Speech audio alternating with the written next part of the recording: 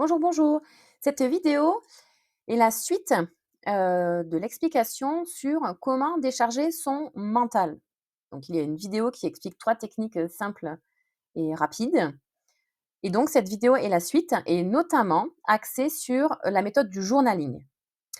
Pourquoi j'apprécie cette méthode et j'utilise cette méthode depuis maintenant des années? Parce que je la trouve simple et efficace. Alors je ne suis pas la seule puisque c'est quand même une technique qui est ancestrale, hein, et juste pour la petite aparté, Léonard de Vinci, si vous connaissez le personnage, utilisait le journaling. Quand on sait tout ce qu'il a fait dans sa vie, on se demande s'il en a eu qu'une, déjà. Donc oui, effectivement, le journaling apporte des bienfaits et donc je vous explique ma méthode du comment je fais en fait, comment j'ai débuté même le journaling. Comment est-ce que je m'en sers pour décharger mon mental, mais surtout pour cheminer en fait sur une voie qui est dirigée vers les objectifs que je souhaite atteindre. En premier, c'est simple, vous avez besoin que de deux choses pour le journaling, un cahier et un stylo. Jusque-là, rien de compliqué. Et c'est là où j'insiste, les méthodes les plus efficaces vont être les méthodes les plus simples. Parce que oui, j'aime quand une méthode, elle est simple et efficace. Donc, dans ce cahier, qu'est-ce qu'on y note? Premièrement, la date, pour plus tard, mais la date et toutes vos pensées en vrac. OK? Mais vraiment toutes vos pensées en vrac. Et j'insiste sur le fait de ne pas juger vos pensées, mais d'être observateur. On n'est pas là pour être notre propre juge. On est là pour être bienveillant avec nous-mêmes. Déjà, ça commence par soi, la bienveillance. Donc, on les met en vrac, ces pensées-là. Peu importe. Vous y allez, vous les laissez aller et vous les notez dans votre cahier. Une fois que vous les avez notées en vrac, vous allez les trier dans plusieurs catégories. Le but, il n'est pas de réécrire ce que vous avez déjà écrit, on est là pour être efficace. Donc, vous prenez la méthode qui vous convient le mieux. Moi, j'ai un stylo, 4 couleurs, ce qui me permet en fait de trier mes catégories en 4 couleurs. Mais ça tombe bien, il y en a que 3 catégories. La première, c'est toutes mes pensées qui concernent des actions que j'ai à mener pour ma vie au quotidien, pour mon bien-être au quotidien, toutes les choses à faire, à commencer par ma liste de courses, à commencer par les rendez-vous médicaux. Je regarde mes notes parce que j'ai commencé à écrire justement tout ce que je voulais vous dire, je l'ai écrit pour pas oublier, parce que c'est le but, ne pas oublier. Également les mails à traiter, les documents à envoyer, les démarches administratives, les factures à payer. Tout ce qui va faire en sorte que mon quotidien, en fait, fonctionne correctement, de manière sereine et que je puisse me libérer l'esprit. Il y a quand même des expressions qu'on utilise. «Ah là, ça j'ai noté ça, c'est bon, ça me libère l'esprit, quoi. J'ai plus à y penser». C'est pareil, essayez de vous écouter quand vous parlez parce que vous avez des messages subliminaux de manière spontanée quand vous parlez. Ah, ça me libère la tête. Très bien, et continuez. Tout ce qui vous libère la tête, vous continuez. Première catégorie, les choses à faire. OK? Une fois que vous avez fait cette catégorie des choses à faire, vous allez passer à la deuxième catégorie avec vos pensées que je qualifie de limitantes, dévalorisantes, du style c'est pas un petit florilège, du style, «Je suis trop fatiguée, je suis épuisée, je n'y arriverai pas, c'est trop, j'en peux plus, je ne suis pas capable, pourquoi je n'y arrive pas? Je suis tellement nulle, je ne termine jamais rien». Tout ça, c'est du vécu. «Je ne vais jamais au bout des choses». Toute cette catégorie-là de pensées, en fait, vous mettez dans une autre couleur. Pareil, vous entourez d'une autre couleur, vous surlignez, peu importe. Le but, il est vraiment de les catégoriser. La troisième catégorie, c'est la catégorie que j'appelle des pensées portantes. C'est quoi une pensée portante? Ça va être: «J'aimerais tellement me reposer. J'aimerais que ça s'arrête. Je veux le mieux pour mes enfants. Si seulement j'avais nananana» et vous complétez la phrase. «Si seulement je pouvais. Il faut que ça change». Donc ça, c'est vraiment la troisième catégorie. J'espère que les 3 catégories sont claires pour vous. Mais je pense qu'avec la suite, vous allez comprendre. Une fois que vous avez donc vos 3 catégories, prenez la première catégorie des choses à faire, celle où vous devez passer à l'action et vous allez choisir 3 choses dans la catégorie et vous allez les prioriser. La première que vous allez mettre, c'est la chose à faire la plus simple, la plus facile, la plus rapide et celle qui vous prend le moins d'énergie. Oui, oui, oui. Parce que pour passer à l'action, il faut que ce soit comme ça. OK? Maintenant, si vous voulez vous mettre en mode warrior, vous prenez le plus dur. Maintenant, c'est comme vous voulez. Moi, personnellement, je veux que ce soit simple, efficace, rapide, mais surtout que le bénéfice que j'ai à effectuer la tâche me rapporte de la joie, de la liberté, un esprit tranquille, et de la sérénité et de l'apaisement. Donc, je prends en premier ce qui peut être fait de suite, avec le moins d'énergie possible, et de manière rapide. La deuxième, vous l'aurez compris, c'est la deuxième action à effectuer, mais qui va peut-être être un peu moins facile, qui va prendre un petit peu plus de temps et où il faudra peut-être que, vous ayez une action avant à faire. C'est-à-dire, si c'est par exemple payer votre facture, c'est aller récupérer la facture, si elle est en format papier. Si elle est en format mail ou en format numérique, aller chercher la facture. Voilà. Mais il y a toujours une action avant, en fait. Et la troisième, c'est celle en fait qui vous prendra un petit peu plus encore de temps, un petit peu plus d'énergie. Vous comprenez le principe. Le but, il n'est pas de se mettre des tâches en fait impossibles à réaliser. On n'en est pas là. On en est à cheminer. C'est-à-dire mettre un pas après l'autre. Mais pas n'importe comment non plus. Aligné à ce que l'on veut créer et atteindre comme objectif dans la journée. On n'est pas dans la ville, on est dans la journée. Oui, vous avez des objectifs qui sont plus lointains, vous avez des objectifs en moyen terme, mais là, le journaling, c'est court terme. C'est aujourd'hui. Parce que vous referez la même chose demain ou le surlendemain, en fonction de votre état physique, émotionnel, psychique, psychologique. Toujours la même chose. On est bienveillant avec soi-même. Une fois que vous avez vos 3 choses à faire, vous allez prendre la première et décider en fait de quand vous allez la réaliser. Est-ce que c'est là maintenant? Est-ce que c'est pendant la pause déjeuner? Est-ce que c'est ce soir? Mais en tout cas, vous décidez de poser l'action en fait dans la journée. Ces 3 actions-là que vous avez choisies et présélectionnées et priorisées en fait, elles seront à effectuer dans la journée. Encore une fois, en mode bienveillant, c'est-à-dire que si c'est qu'une sur les 3, c'est déjà pas mal. OK? Mais vraiment le but, il est d'aller alimenter votre cerveau, d'alimenter en fait vos pensées en posant des actions en fait qui vont les calmer. Parce que à la fin de la journée, si vous avez réalisé ne serait-ce qu'une action en fait, dans la catégorie des pensées qui vous limitent, je ne suis pas capable, en fait celle-là elle tient plus, cette pensée-là. Elle va plus tenir puisque en fait vous avez montré par votre action de manière réelle et tangible qu'en fait si vous êtes capable. Après il y a d'autres pensées qui viennent en mode ouais bon, c'était pas grand-chose. En mode on se dévalorise, mais parce que on est être humain et qu'on est les êtres les plus complexes de l'univers, je pense. Ah, nous, on a un taquet de complexité qui est là. Donc, on est d'accord qu'il y en aura d'autres des pensées, mais on verra ça demain. Là, pour l'instant, on s'occupe des pensées d'aujourd'hui et un pas à la fois. Cool, on respire. Je vous donne un exemple. Si la première chose que vous avez mis dans votre liste, parce que c'est une question de nécessité aussi, c'est vos listes de courses. Bon, eh bien déjà, commencez votre liste, c'est-à-dire à noter sur un papier, un post-it, votre téléphone, peu importe, les ingrédients, les produits en fait dont vous avez besoin. C'est un petit pas. Là, vous avancez. Souvent, en fait, on est tellement dur avec nous-mêmes, on s'en demande tellement énormément qu'on se dit, faire les courses, en fait, je cocherai cette case quand j'aurai rangé mes courses chez moi. Donc, c'est juste qu'entre le moment où maintenant vous devez aller faire les courses et le moment où elles seront rangées chez vous, il y a un espace là. Et alors, cet espace-là, vous savez pas en fait quand vous allez pouvoir les faire, vos courses, même parfois. D'accord? Donc, entre le maintenant et l'objectif final, il y a tellement c'est tellement loin en fait que c'est même immatériel en fait. Donc forcément que vous n'avez pas envie d'y aller, c'est tellement loin.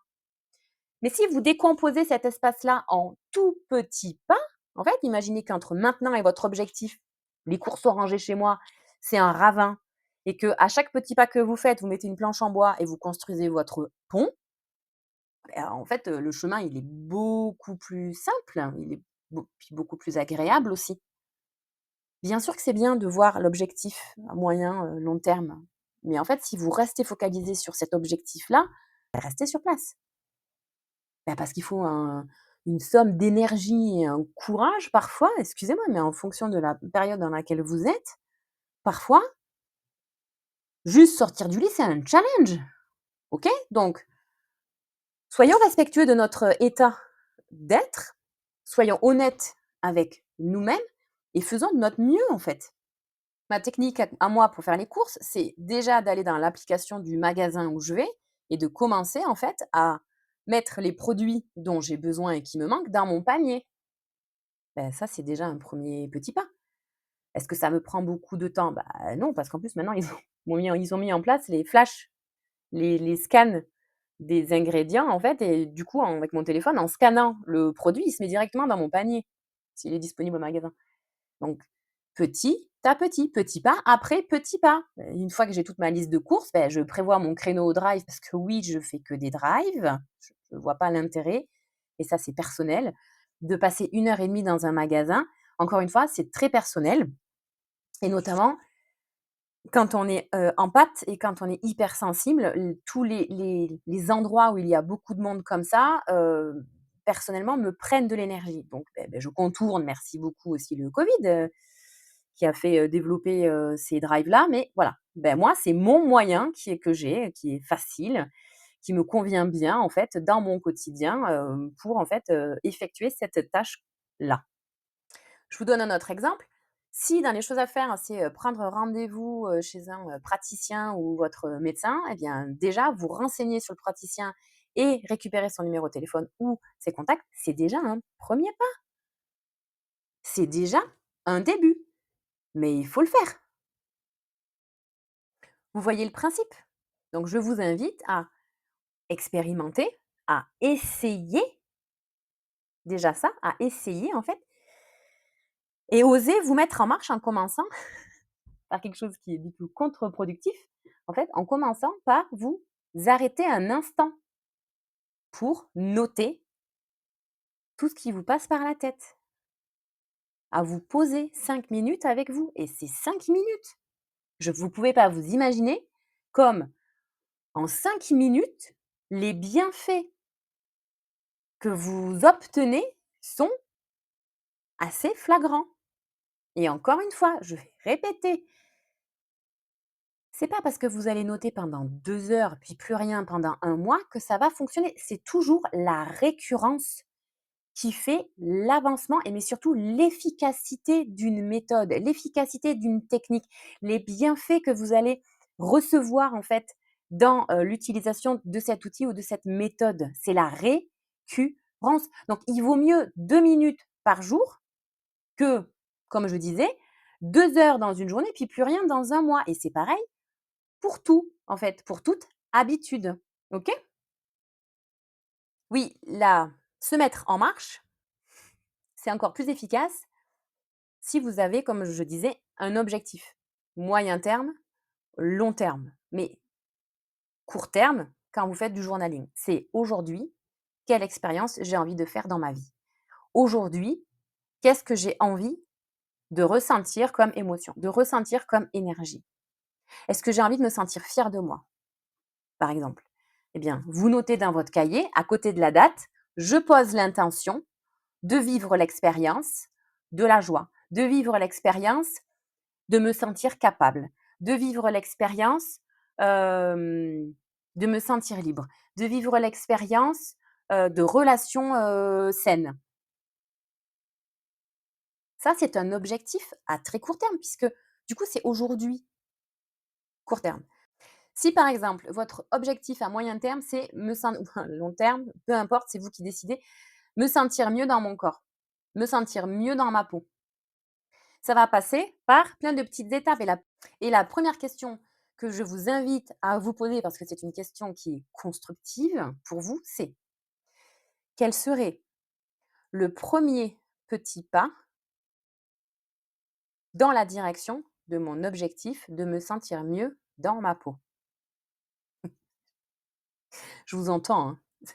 Et non, le premier petit pas, ça sera à vous de décider, mais c'est pas perdre 10 kilos. Pardon, mais non, en fait, parce que si c'est perdre 10 kilos, ben, ça va être compliqué quand même de faire un pas. Alors oui, vous pouvez faire attention à ce que vous allez manger, mais encore une fois, le gap, il est trop grand. Donc, me sentir mieux dans ma peau. Quel serait le premier petit pas? Par exemple, faire un tri dans ma garde-robe. Alors, c'est un exemple, plutôt, de nana, mais ça peut être aussi un exemple, pour les hommes.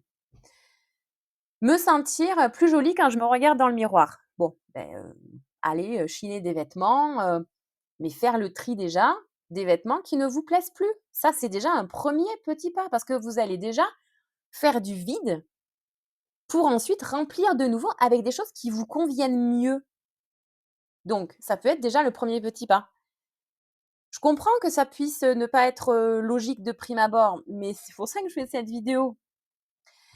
Si c'est, parce que vous avez déjà fait cette étape-là, ça peut être aussi prendre rendez-vous chez le coiffeur. Mais ça peut être aussi juste regarder des modèles de coiffure ou des styles, différents qui vous plaisent. Ça peut être déjà le premier petit pas, en fait.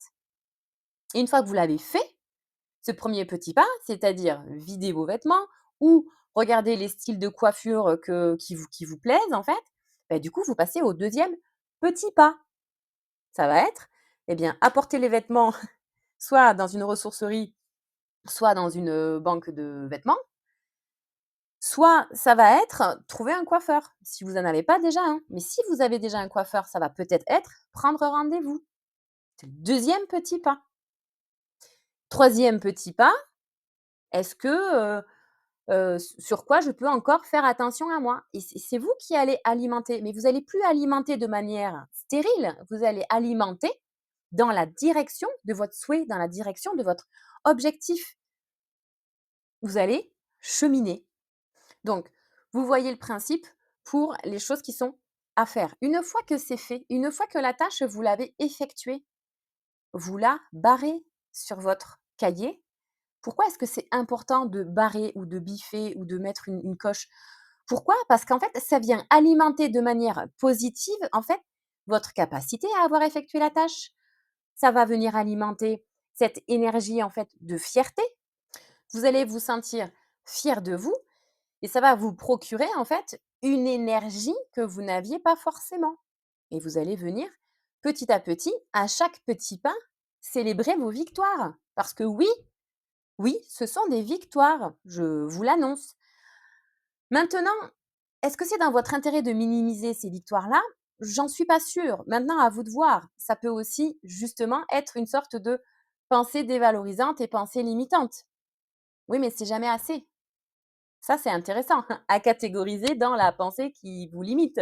Et on est reparti et on alimente le moulin.